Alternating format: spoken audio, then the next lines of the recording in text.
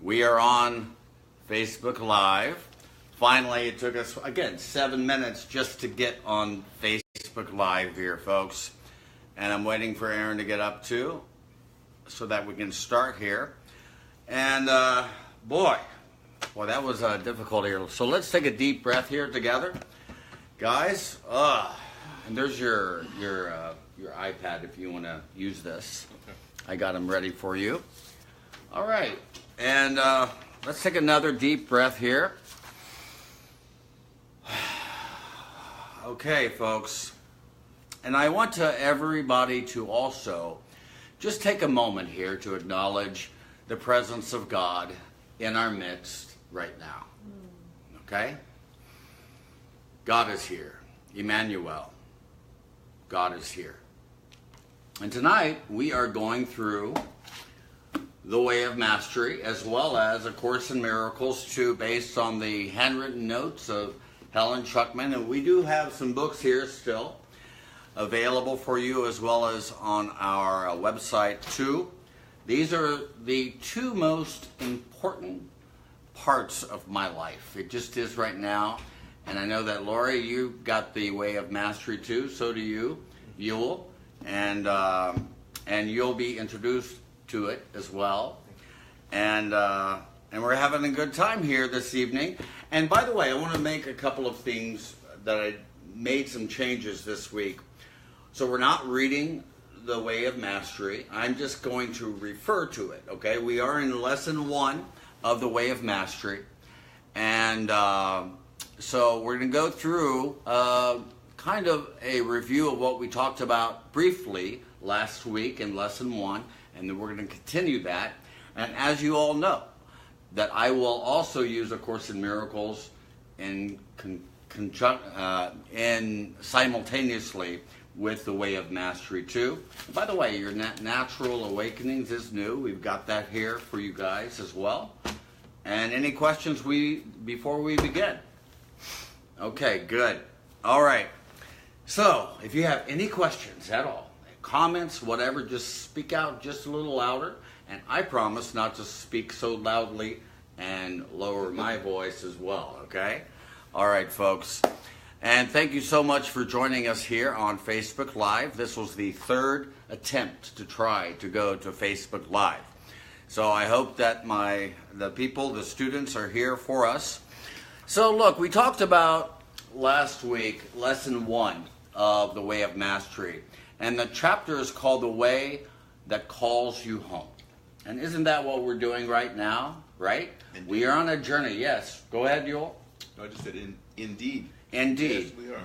Look, where is the journey taking us? It's taking us to an awareness of who we are. Mm-hmm. It remembers easily for ourselves our identity, where we came from, what we are right now, and where we are going and why we are going where we're going. All of these things are introduced in lesson 1 of A Course in Miracles. And it starts by saying, at the beginning, it's probably, Lori, in the first paragraph as well, set aside every illusion that you have ever given credence to, and to remember the truth which alone is true. So yeah, we are called to come back home to an awareness that we are one with God, that we are in the kingdom right now. A lot of people have, I think, an illusion. I know it's an illusion that heaven is going to experience in the future or in the past. That's BS, okay? Nirvana is not something that we experience in the future, okay? It's not something that we remember from the past. It is what is happening in the eternal timeless now. Eternity is not something that we will experience once we die. Eternity is what we are in right now, in this moment. You guys get this? Mm-hmm. Okay. And Sue, by the way, my sister's name is Sue, so that's easily remembered, your name. Okay, and also that your experience is always the effect of where you choose to focus your attention. Now, this is the beginning of the Way of Mastery, one of the foundational principles given to us in the way of mastery, that our experience is always the effect of where you choose to focus your attention. So let me give you a few examples of what I mean. Let's just talk for a moment about the body, okay? Let's keep in mind that this is not my body, and those bodies is not your body either. That all that we are experiencing in time and space is what is referred to in the way of mastery, as well as A Course in Miracles. That all that we are experiencing right now is a learning and teaching device given to us. So essentially, it's basically a radio or a TV station right here contained within our bodies. And the purpose of our bodies is to express and to extend the love of God to a world that is in desperate need of it. Amen. Okay? That's what we are doing. And Lori, by the way, every day I am saying to myself, and I'm sure that you are as well, that the only thing that is going to abide in my mind is only loving thoughts. That's it. And it is true that from time to time we get moments where we slip into an experience of fear. Enlightenment does not ask that we never have those experiences, but rather that it be our choice not to hold on to it. Okay? But to let it go as swiftly as we possibly can. Okay? So, also, because of that, our focus, because of the body, focuses then solely upon the body. So I'll give you the example here. If I look at Yule and I want to interact with a direct relationship with his reality, okay, not his body, I forget about this when I look at Yule and I try to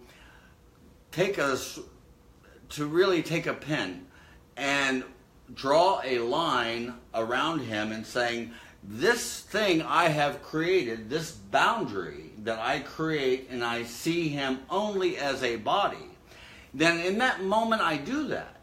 I have restricted the distribution of God's love to that, okay? Obviously, Yule is not a body.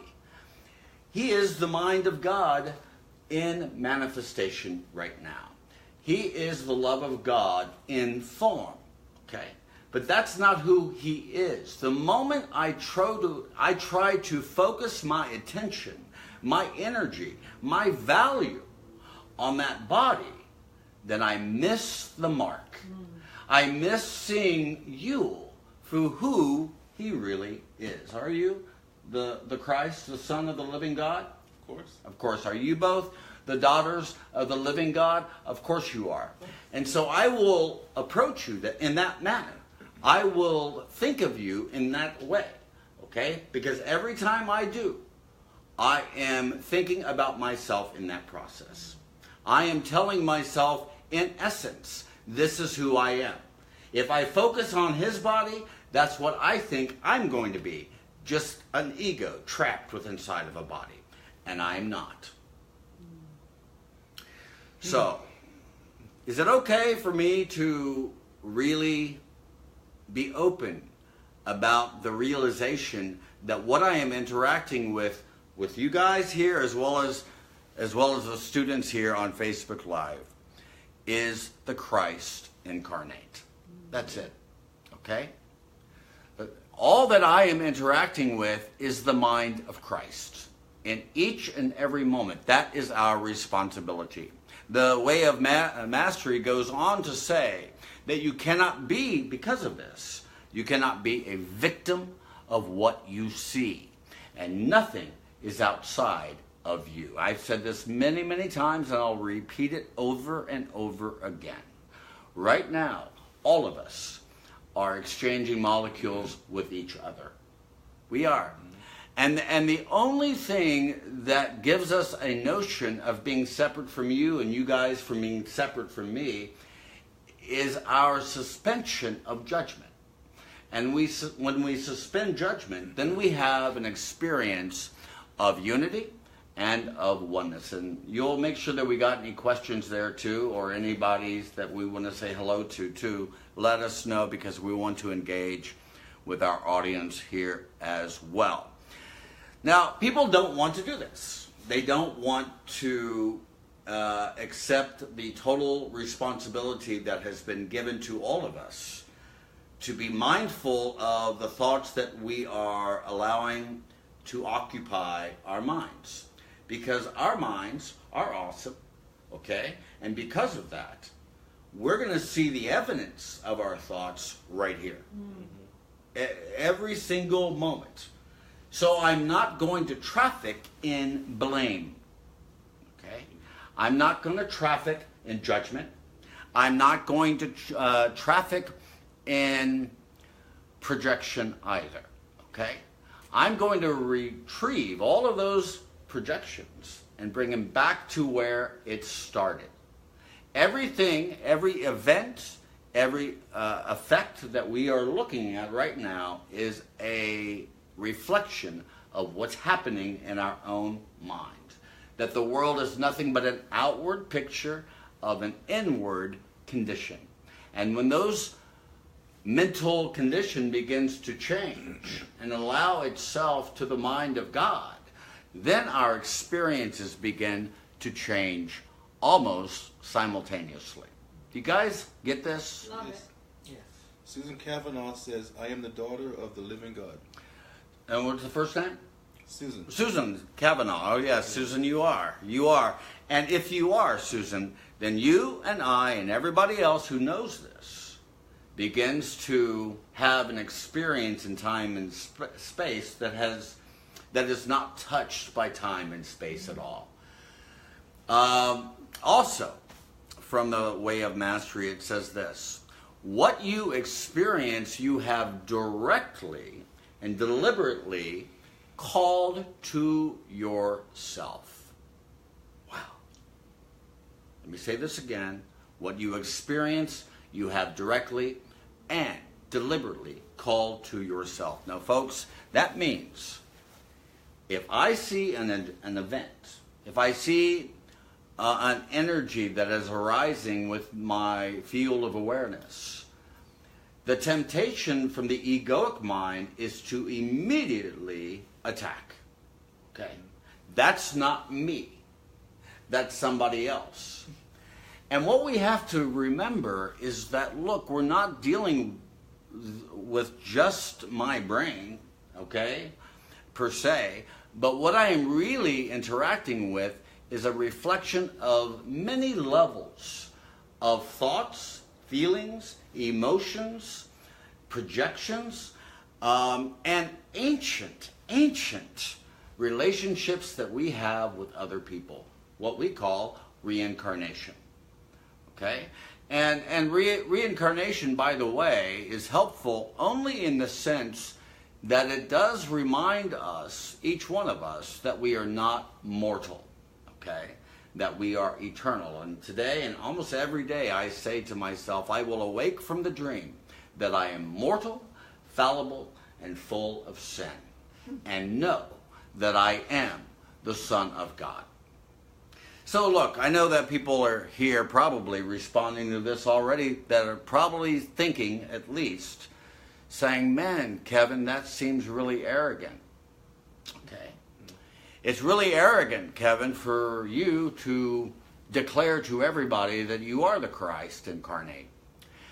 I would submit to all of us who's thinking this way that in fact it is not arrogant, but it is arrogant to think that I can by myself create another substitute for what has already been given to me. Okay? That I basically compete against God for my own identity. That itself is arrogant. It is humble for you to step back and to allow that light within us to step forward to bring us to an awareness of God's love and God's joy and bliss. Does that make sense? Yes. Yes. Any questions about that? Okay, and folks, if you got any questions about this too, let me know, and I'll respond to you here as well. Okay, you also have called to yourself the experience of being in judgment of yourself. That's one of the things that we do. You say, Kevin, what have I called into my experience collectively and individually? What we have called, the experience that we are calling into our field of awareness, is itself judgment. That is the reason why judgment itself brings an experience of a dream state experience. Because the only venue in which an illusion can be afforded reality is within a dream state. Does that make sense? Okay, the moment I say to an illusion, you're real, is the moment I'm asleep. I'm asleep. Does that make sense? Mm-hmm. Any questions? Are you doing okay? Yes. Okay. Any questions? Okay. So it's really easy to see the Christ there manifesting itself. So very, very nice to meet you. Okay, folks. Now, the way of mastery goes even further. That says, when the dream of separation has been made, been tasted, and felt, and known, finally there emerges the still, quiet voice of spirit. So, what does that mean? That means that Kevin Rice, this learning and teaching device that I have here, has gone through what I think has been every avenue in time and space, every path outside of myself, which is an illusion in the first place. So that means, Kevin, you've done everything you could possibly want to do in this life, okay? You know, you're dating, your drugs, you're playing with TV stations and radio stations and books and all of these things. But at the end of the day, you have to say to yourself and to myself, hey, a whisper kind of comes to you from the universe saying, this is not what you're supposed to be doing right now. This is too small, too little for your holy mind. You have a purpose and you have a function that is an expression of God's desire within you and within me to extend to the world the love of God in that moment. You say, Kevin, I might have some difficulty in trying to understand how I can really respond to things that are not necessarily based in love, but instead based in fear. So how do I respond to those things? Quickly, by saying all that I'm looking at is a call to love. All that I'm looking at is a call to health. All that I'm looking at is a call to abundance. And when I shift my perception in that moment, my entire experience, my experience with it begins to change almost instantly, okay? Because we find ourselves instead at peace instead of in conflict. And by the way, today, all day, you know, I had a dream 20 years ago, right? And everybody keeps telling me, Kevin, write another book. And I'm like, ugh, again, it's one of those avenues. I've done this before, and I'll do it again probably, but I'm never, ever going to seek happiness there at all. If I'm doing it with the guidance and the leadership of the Holy Spirit, sure, I'll do it. Fine. Without effort, without striving, without struggle. So I got a dream 20 years ago, and I had a dream in which, and maybe I mentioned this dream, did I? I think so. Yeah, briefly, I was in a dream in which I was in a car at a lake, and I was sleeping, and then I was accosted by 5 guys who trying to get into the car through my window, and trying to go through the crack at the top of the window. And in the dream, I took a knife and I pulled out of the glove compartment, and I sliced their fingers. And that in that moment, I woke up and I thought, what is this? You know, and in that moment, I just started A Course in Miracles and said, tell me, what is this? Tell me the dream. And the moment I did that, these things came immediately. Another voice. Life is suffering. Okay, number one. Number two, no one suffers unless they're at war and attack and defend for that war. 3, forgive the enemy. And then 4, the enemy is me. It's me. So, look, let's just look at this very closely. I'm going to write a book about this. I started it already this week because it's very important that we understand that we want to be at peace, don't we? Yes. We don't want to be in conflict. We don't want to have that angst that so many people carry with them as they journey and sojourn through the time and space. We want to be at peace. Do you know how we get to peace quickly? Anybody? No? Asking the Holy Spirit. Yes, that is part of it. That we ask that internal guidance, the Holy Spirit, people call to that, or other voices, Jesus, Mary, whatever they use. We don't care. But you're looking for that internal guidance that says, hey, choose once again and place yourself among the saviors of the world. Do that.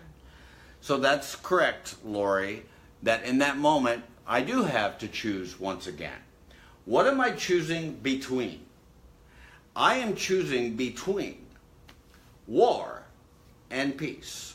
So the way that I enter into the battlefield, the moment I enter into war with myself, is when I see you, for instance, this is just a hypothetical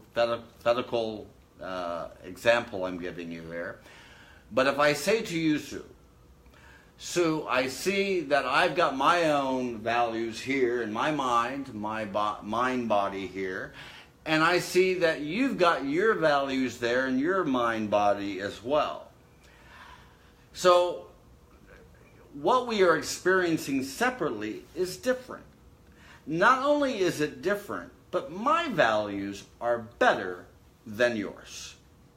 In that moment, that first step into the experience of hell is when I begin the descent into that hellish experience of conflict and suffering and so forth. Yeah. One of my favorite lessons from the Course, recommended in times of conflict just like that, is to speak to that other the words, I ask for your blessing, Holy Son of God, so that I may see my sinlessness in you. Yep. And that has been so helpful to me. Oh my God, yes. I've actually wrote that statement down on a piece of paper for years because that was my default as well. Yeah, it's my default. Yeah. I love it. So, y'all get that too? Yes. Okay. Lori, do you have something? No. Because you look like something's up in your field of awareness. Okay. So, go ahead. There's a question. Yeah. From Susan Kavanaugh. What about discernment versus judgment? It's real simple, Susan. Did I say Susan? There's two Susans. I just want to make sure I'm good here. Yes, here's the difference between discernment and the voice of judgment. The voice of judgment always speaks first and always speaks loudly. Number one, Susan. So we know that discernment comes from that still small voice within. And we're not going to experience that voice. A Course in Miracles says specifically, God's voice speaks to you, Susan, but you do not hear it because you are preoccupied by your own voice. So when our own voice, that voice of ego, is silenced and our mind is empty, then from that foundation, that place, then what emerges from that is a beautiful, sweet voice that says, do this, say this, interact with your brother or sister this way. And that is how it occurs, really quickly, okay? So, and Susan, I want to add another thing to this as well. You're asking for this discernment. Discernment comes from the eternal timeless now. That is where the portal and the window exists. That's where we hear that voice. Judgment, however, comes from our fixation with the past and the future. That's where judgment comes. And in fact, Susan, it would be impossible for me to judge you or you to judge me the moment that you or I are completely be here now. Okay? Then judgment has no foundation whatsoever to survive whatsoever. Okay? That's how we suspend judgment completely, by saying to ourselves, I don't know. I don't know. I would rather live in the mystery than in the know. The ego wants to live and move and traffic within, I know what's in your best interest here. When we live in the mystery instead, then we live in the now. And we are in a receptive modality instead. We are listening. We are essentially stepping back. We, in that moment, are humble when we understand that if what we want to experience is the universe in its entirety, we can't know that until we step back. That Kevin Rice goes back. And that light within me and within you too, Susan, comes forward and begins an experience of joy and peace. Does that make sense? Yeah. Did that answer your question, Susan? I hope so. Good. Anything else we got here? She said, God works mightily through me. His love is my energy. He does, Susan. He does. No worries. Okay. Also, now once we have, how can I say this? When we exhaust every opportunity in time and space to seek outside of ourselves for happiness, which is already within us, then, according to the way of mastery, the soul begins to turn from the things of this created world. Okay? It begins to transcend its identity with energies it had only met to play with, and then took it seriously.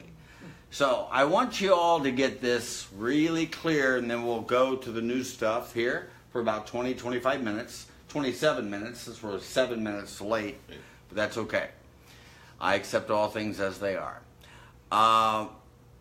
So when we exhaust every avenue that we have tasted, that we have experienced ourselves, the death, the loss, everything, the limitation, everything in time and space, we finally get to a place, look, the reason why I have given seriousness to the world is because of the notion that I'm holding in my mind right now that the world is not really temporary. There are moments of permanence to it, to its nature. So this is an illusion. So this happens all the time in relationships. If I'm in a relationship with you, Yul, and I say, hey, you and I are in a relationship, and this relationship will last forever. Wrong. Okay? That if I enter into a contract with you, then boom, I can own you, I can possess you, I can direct your direction and so forth, your avenues and so forth. Yes, I can do that. That is an illusion. That is where we take seriousness to the heart by saying, oh, I'm giving myself to the notion and believe that it's permanent forever, this love that I'm experiencing for you all. The love is true, and it is forever, and it is eternal. But the manner and the form in which we express that love is temporary. And everything within time and space is just that, temporary. God is as incapable of creating the temporary as the ego is incapable of creating the eternal. Well said. Okay? Yeah. Phew. Let's take another deep breath here. Wow. So, then, into eternity where all is one, there crept a tiny mad voice of fear. That voice of fear is what we take seriously. Okay? And it's that seriousness that we give and value to for fear that brings us an experience of hell every day. Okay? Look, the only thing that I'm going to align myself with is that which is also eternal. I can see right now the devices here, the learning and teaching device that I'm looking at right now, and myself and everybody else. But I can connect my brother and my sister by connecting through love and not fear. When I connect to my brother and sister lovingly and with embrace, as opposed to rejection and blame and victim modality. Does that make sense? Mm-hmm. Okay, so that took me about 30 minutes to renew what we've already discussed last week. But folks, you can watch the last video at our website, the Academy of Spiritual Awakening. It's right there in the description. And by the way, if you share and like this post, by the way, it's not here to enrich us, but rather to extend and express the love of God to a world that does need to hear it. Okay, and we're doing this right now. So, now, this is the new way I want to add to what we mentioned last week. By saying, look here, that you have been both a saint and a sinner. Okay? You have been. I can very easily look at my own environment, my own conditions that have brought me to this experience. And I can say with happiness, saying, okay, look, I see what I did there. Okay? I see all of the quote-unquote evil that I have participated with in this field of awareness. The temptation from the ego is to immediately reject that and say, oh, that evil is not from me, it's outside of myself, and it's not part of who I am. And what I am saying is that, yes, it is part of what you have either miscreated or created. So we are, in this moment, miscreating our fearful thoughts and projecting it outwardly, or we, in this moment, can instead extend the love of God instead, okay? And in that moment, then we can have an experience of love, because in that moment, I can align myself with the mind of God instead of the raucous, shrieking voice of the ego, the voice of fear, okay?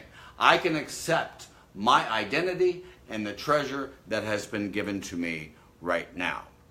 And the way of mastery says, and your happiness and your unhappiness have been merely an effect of where you chose to place your attention. That's it. Just your attention. Nothing more than that. Okay, so if I give my attention and my value to this body, this pile of dust, then I restrict my identity. I restrict the distribution of God's love to me to a box that I focus on and define and label. You see this? Okay?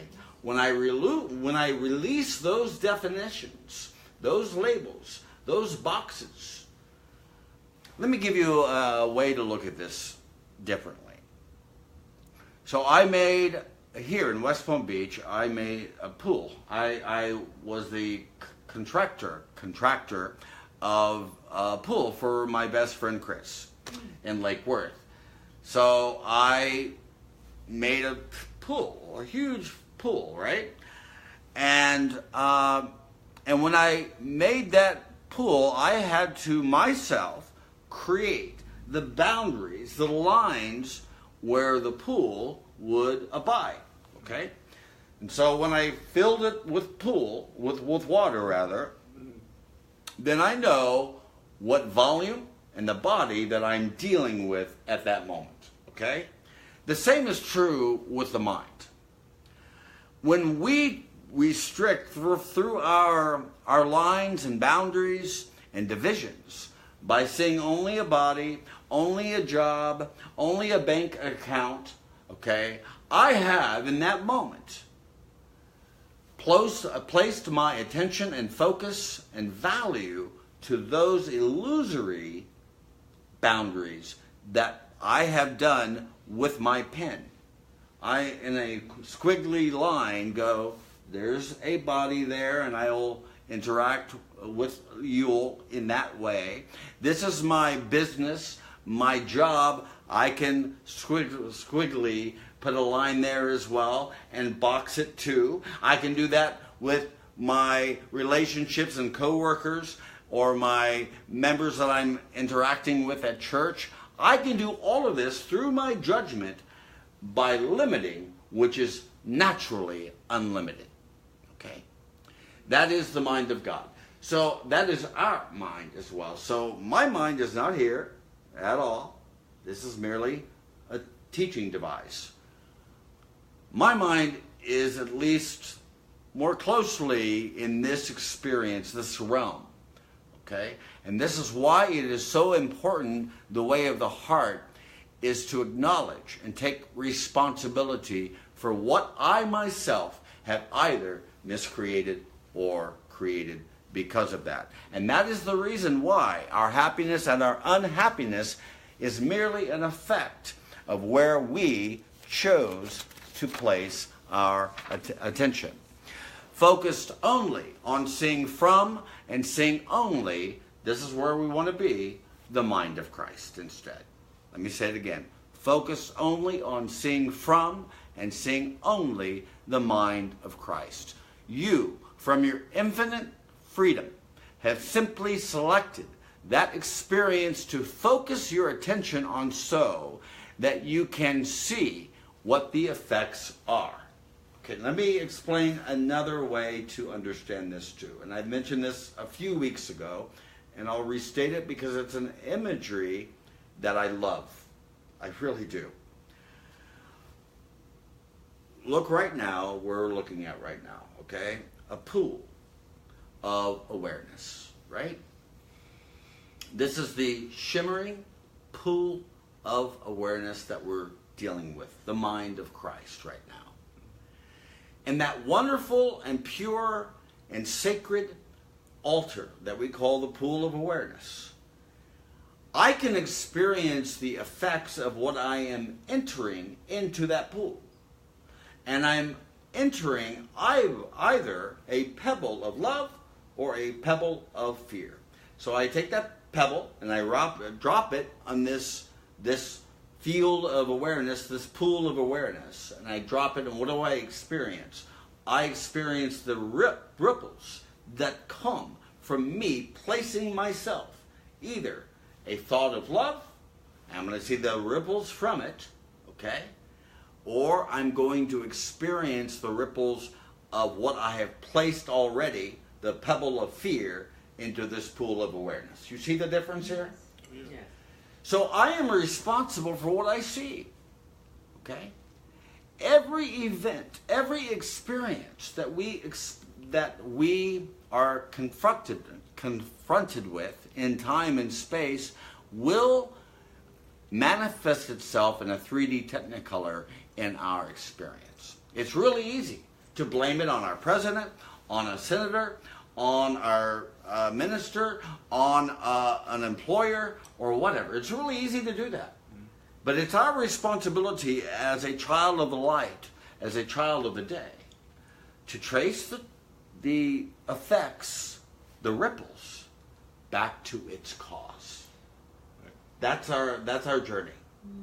Okay? I'm experiencing the ripples right now. I feel angst. I feel wired. I feel bound in this moment. Why? Why, Kevin? What caused this? It's not the world. It's not other people. It's my mind and its interpretation of my world.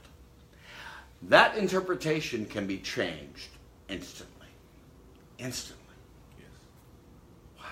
I want one of those cookies really bad. But I'm going to wait till it's done. How are we doing here? Good. Let me see who has, we want to say hello to everybody already. Brenda, Susan, and I'm trying to find how to, Rhonda Peretti, I love you, Rhonda. Thank you for your donations. Somebody has just donated to the Academy. Marguerite, hello, I love you too. And we've got others here too. I don't know how to look how many people likes are here or anything like that, but that's not what we're about anyway. But it's really easy to find people on here. If you find somebody else, let's say hello to them, okay? I love you all so much. And look, we are in a new territory. It really is. Look, you know, I have to be honest with all of you too. And everyone here too. Because it's my responsibility.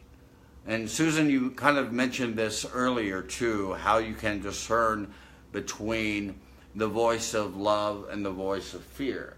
And it's really easy too. When your body-mind begins to be constricted or constrained or strangled, okay? Have you all had experiences, right, in time and space where you're like, what is that? And most often, it is fear, okay? So I'll give you an example. Look, I moved back a year ago from Miami, right? And I was recovering at that moment, so I really did not want to push the river too much, okay? So I knew that there was a structure. I knew that there was a hierarchy, if you will, of classes that I can have in Palm Beach County, which I have done, okay? But with that structure comes me trying to get people to come over, right? And I'm just going to say this. I'm done with that. I'm done with that structure. I'm done with that expectation. I'm done. Look, if people want to be part of this, you guys just call me and say I'm going to be there. That's fine. If nobody comes, I'm fine too. I'm fine with this. Because look, what I really want to do is express the love of God so easily. And so, look, I love that interaction, by the way, of people here. I do love that. What I don't like is trying to have an expectation internally or externally about any expectation or agenda that I have or anybody else has. Love itself will bring people here. I don't need to do anything but stepping back and allowing to occur, period. I don't have to push the river. And you and I know this well, right? Yeah, of course. That the moment that expectations or that agendas come to our board of directors, we are aware of it, right? Yes. And we move forward by acknowledging ourselves when we have constricted ourselves by giving ourselves to a thought of fear. Okay? We're done with that game. We're done with that game. We want to live in our lives without fear and free. Free, free, free. Okay? We don't want to be a slave to the matrix. We want to release ourselves by doing it. And by the way, we do this, by the way, by looking at the matrix, by seeing it for what really is. What it really is a divine matrix. We're not going to transcend the matrix as long as we judge it, evaluate it, or anything. By acknowledging it as an effect of something that's happening internally, collectively, and individually, then I can move forward with grace. You see the difference there? Any questions that you guys have? Or anybody that you guys have questions to? You got one? Brenda Culbertson. She Brenda. says, hello, everyone. Please introduce everyone in the room. Okay, we've got Yul Turnquist. He's on our board of directors of the Academy of Spiritual Awakening. We have Lori Figueroa, which is a difficult last name to say. Over 50 Figueroa. See? It's been 15 years of this. But Lori, I'm okay with this. I'm okay accepting all things as we are. We have Sue Vance. Vance. Very, very nice to have you, Sue, here as well. And of course, we have you, Brenda, and several other people here watching us here on Facebook Live. And I love you so much, Brenda. I know that you're here almost every weekly. And we love you. And you are pure light. Anybody else? Any questions? No. Okay, good. Anything from you guys? No. Okay, and Brenda, by the way, if ever you are here, I don't know if you're in West Palm Beach. If you are, all you guys have to do is call me and say, yeah, I'll be there today. But I'm not going to promote it, okay? 305-807-2090. That's my phone number. And that's the number of the Academy of Spiritual Awakening as well. So let me move on here. We've got about 12, 13 minutes left here. Brenda Yeah. says she's in Oregon. Oh, you're in Oregon. She lives in Oregon. Okay, if you're in Klamath Falls, Oregon, let us know, because my mother-in-law lives there in Oregon as well. I don't know where you are, Brenda, but welcome to our community here at the Academy of Spiritual Awakening. Okay, so the way of mastery goes on by saying this: the insanity that you experience. We have some coming from somewhere. I think else is turned off, so I don't know where that's coming from. Let me say it again.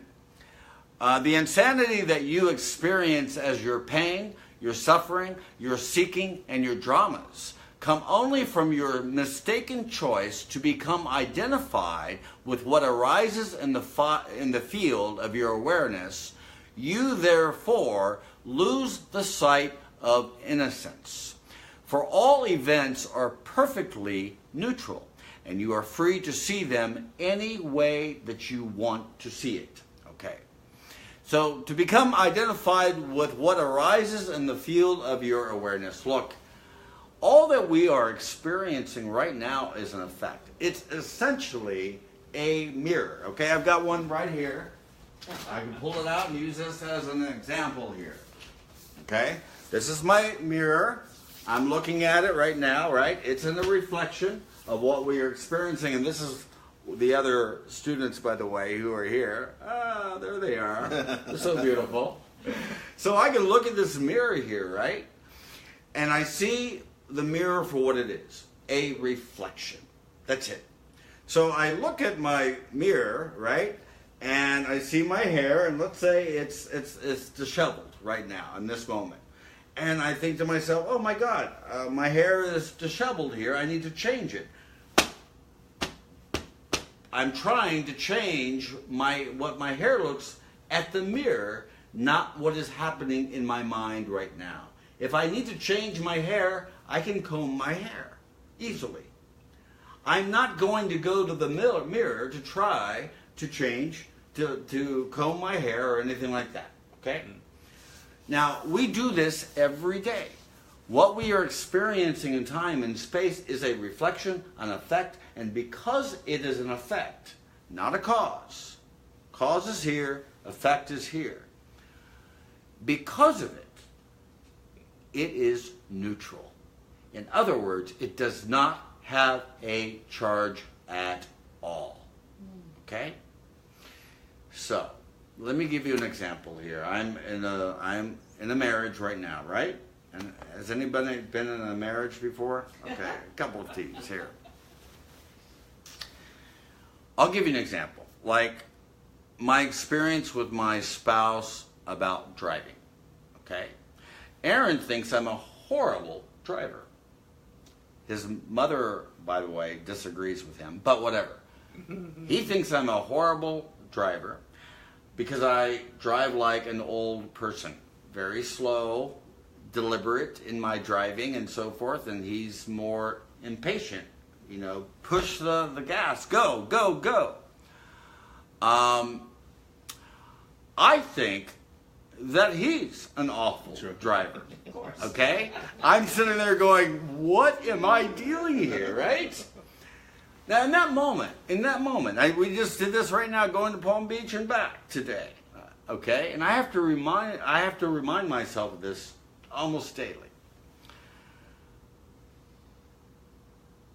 First of all, what I'm experiencing, the event that is happening right there, is an effect. Okay, I cannot change what's happening in the effect.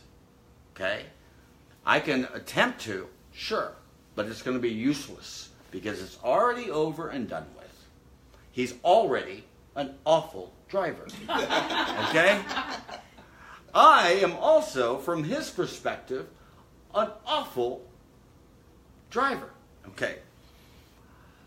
I see what's happening in the field of awareness. I see that energy. I call Aaron, right? But I can choose again in this moment. Okay?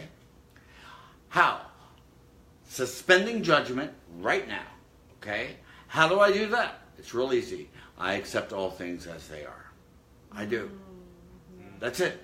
I accept all things as they are. And not only that, we mentioned this from the way of mastery, that when we see something so serious as Aaron's driving abilities, I can see it as serious right now, right? The moment I see it as serious, then I'm in hell. I'm in conflict in that moment. So I'm not seeing the innocence anymore in that experience.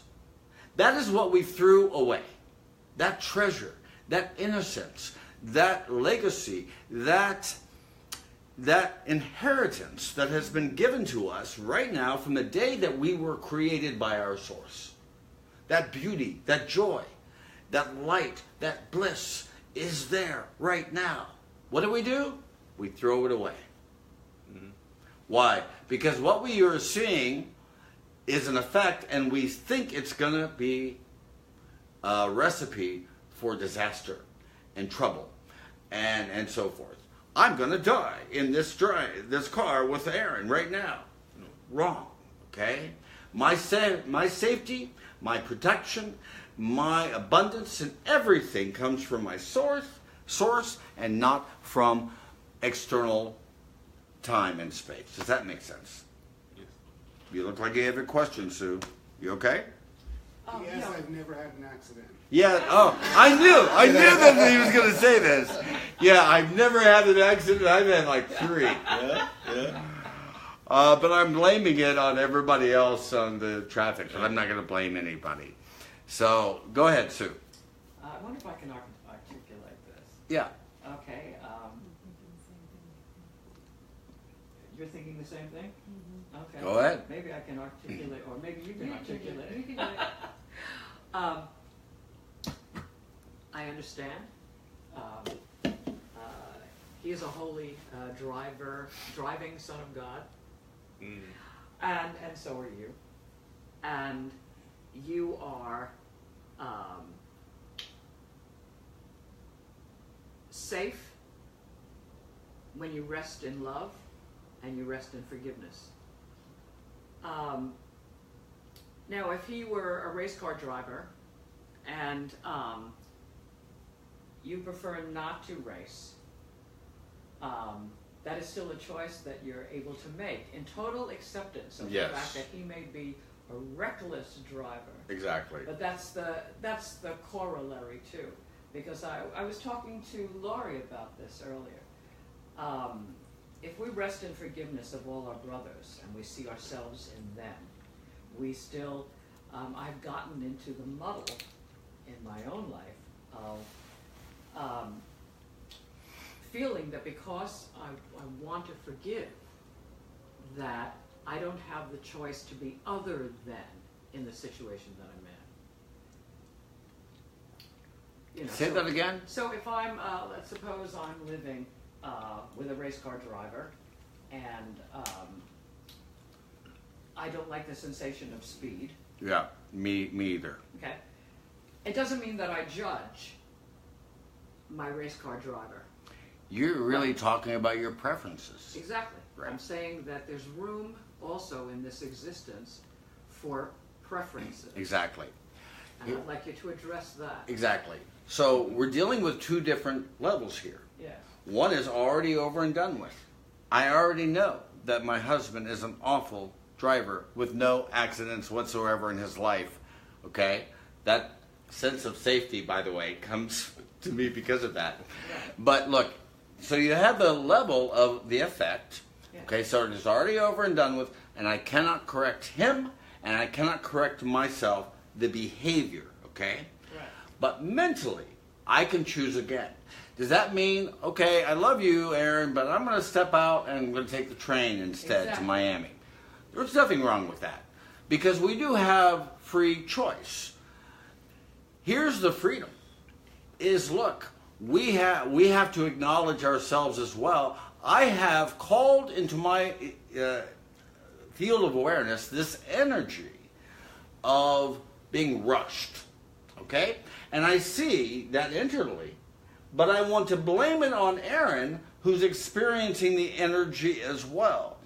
And so the temptation is to want to attack him for it. It's not happening outside of me. It's me, okay? So my response to Aaron has to be done lovingly. That what I'm dealing with ultimately, and this is a very important key that we have to be mindful of, and that what I am discussing with you right now are illusions, okay? It is a dream state. The dream state can be, we can change our tomorrows by what's happening in our mind right now. I can say to my spouse, I love you, but I'm going to take the train, okay? And you just take the car to Miami individually, and we're both just fine. You know, I'm not attacking you. You're not wrong, and I'm not wrong either, okay? Right, because that's self-forgiveness. Because you have to forgive me. Because it's wise to forgive. Well, wise is not a good word. Well, let me just say it this way. To forgive yourself for not liking speed. True. Look, that itself is judgment, okay? Right. So I'm aware of that too. Right. But in those moments, look, this is why the mind is so awesome and powerful. Because every thought that I think manifests itself in this field of awareness, this pool, the shimmering pool of awareness. We're going to see the ripples immediately when we do this. But again, it's a reflection. It's just mirror. It's merely a mirror. That's it. So, in that process, what I do not want to lose sight of is the innocence and the sacred quality that I'm experiencing in a car in this moment right now with my spouse. So I'm going to change what I can tempt myself by seeing him as the reason for my discomfort. I can blame him for the experience that I'm happening right now, but when I do that, I immediately create a dynamic where I have a subject and an object there. And there is no subject and object there. We are having this energy together, whether he likes it or not, whether I like it or not. I'm having it. I see it here. Look, there's stuff happening in politics, for instance. I won't be specific about it. Okay? I have to, in the moment, say, is there a time in my mind, on some level, even in an ancient relationship where I have other people, whatever, where I experience myself as limited, as drive for vengeance, or a drive for competition, or a drive for sex, or a drive for more and something else around the corner, over the next hill? Is that in my mind? Yes. Do I see it clearly right here? Yes. I can't change what my politician is doing, but I can change my mind about it in this moment, because that is where the level of correction occurs. Right here as the level of mind, not in the realm of time and space. This is why A Course in Miracles says repeatedly that this is a course in content and not in form of any kind. You see this? Mm-hmm. So the substance that I'm really playing with is the substance of love. And I can express it beautifully, okay? But I have to admit to myself as well that in the past, I have miscreated it. I have miscreated the tools that has been given to create something that really reflects who I really am. The eternal nature that I have created from my source. Does that make sense? Mm-hmm. Does that answer your question? Yeah. Okay. So yeah, I can take a train or take another car or take an Uber. Okay. But that change, that choice did not occur behaviorally. If I try to do it behaviorally, the event will reoccur in a pattern over and over again, because all I'm doing is to try to put a band-aid on it, okay? Put a band-aid on his mouth as we are driving and releasing his foot to the pedal. Okay, I can do that behaviorally, but I'm going to see it again over and over again. I'll give you another example here. Can we go 5 more minutes? Yeah. We're good? This happens to relationships. I do a lot of counseling too in Miami, as well as here, where I have a relationship or an individual who says to me, I see that I've had these relationships in the past with awful people, for instance, guys, but I'm going to create a new relationship, right? But I really don't want the same thing to be repeated again. I don't want to see another energy servicing up in my field. My response to them always is, hey, those patterns of energy that arises within your field of awareness is coming from you. It's not coming from your boyfriend. It's not coming from your spouse. It's coming from you. You. And you in this moment can change your mind about it, okay? How? How do I change my mind about this and stopping the cycle of sabotage that I have placed within these past relationships so I don't reoccur here in my present relationships? Simply recognize that forgiveness is necessary, but we have to remember that what we are forgiving is not reality, but illusions. I am not asking for myself to forgive Aaron for what he did, but for what he did not do. Okay? Begin. We have to remind ourselves rather, that what I'm dealing with and interacting with and playing with is a dream state. Okay? Look, when you have sleeping dreams, okay, and in those sleeping dreams, you can immediately change what's happening in the dream when you recognize that you are having a lucid dreaming state right there. And all that we're experiencing right now in the waking sleep state is a lucid dream. Okay? What is a lucid dream? A lucid dream is a dream in which you are aware that you are dreaming a dream. And not only that I'm not just a participant within the dream, but I am the dreamer of the entire dream. Why? Because I am a child of God, perfected by God, and created in a way who has a purpose and a function of expressing and extending itself to the world. That's it. Nothing more than that. I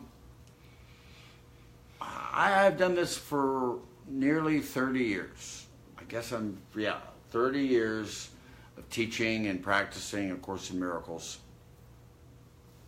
And the easiest way for me to remind myself every day is, number one, I'm in a dream state right now, okay? And it's not a bad thing, okay? The purpose of A Course in Miracles is not to make you disappear yourself from time and space. It isn't.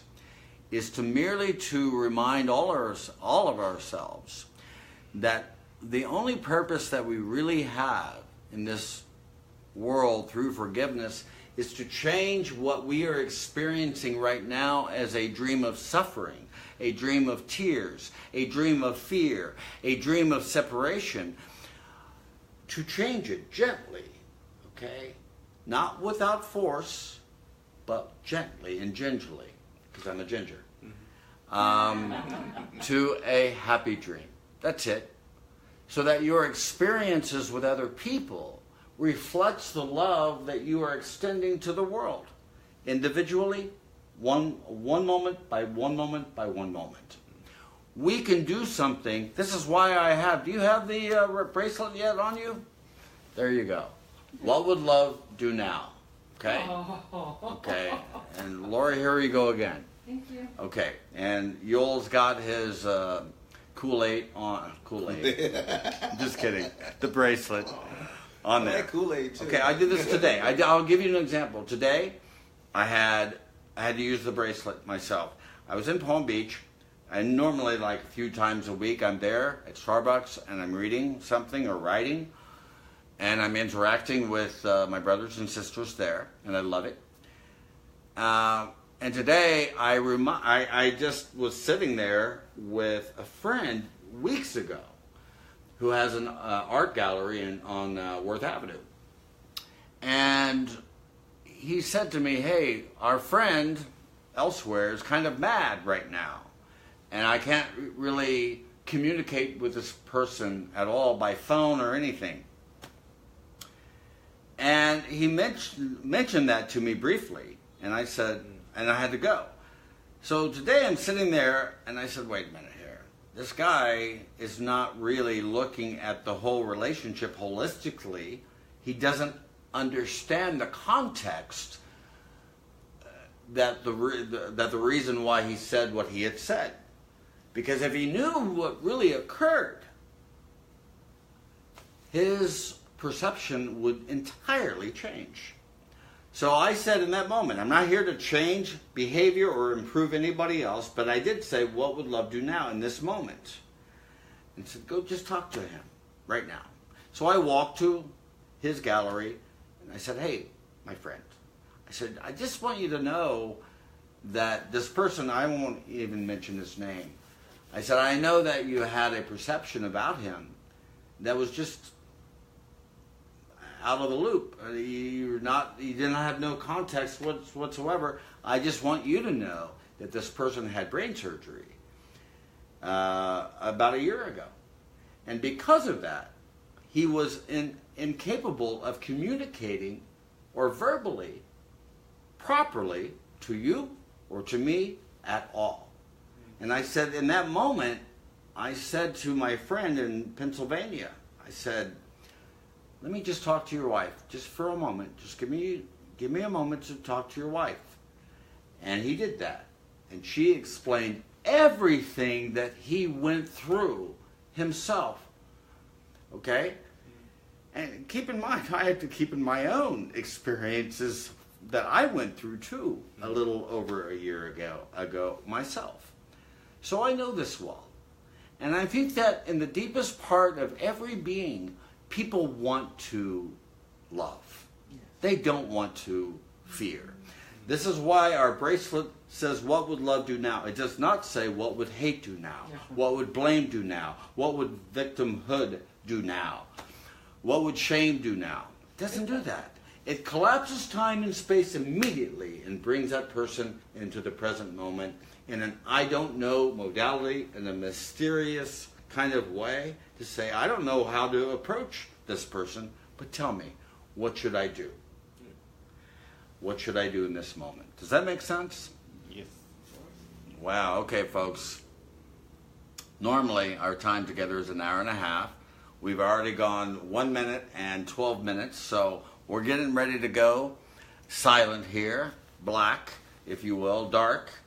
And if you guys have any questions right now, give us a question here. And I hope that I've answered Susan and Brenda as well. If you guys have any questions, you can put a comment right now and we'll respond to you even right now or later once we post this and finalize it.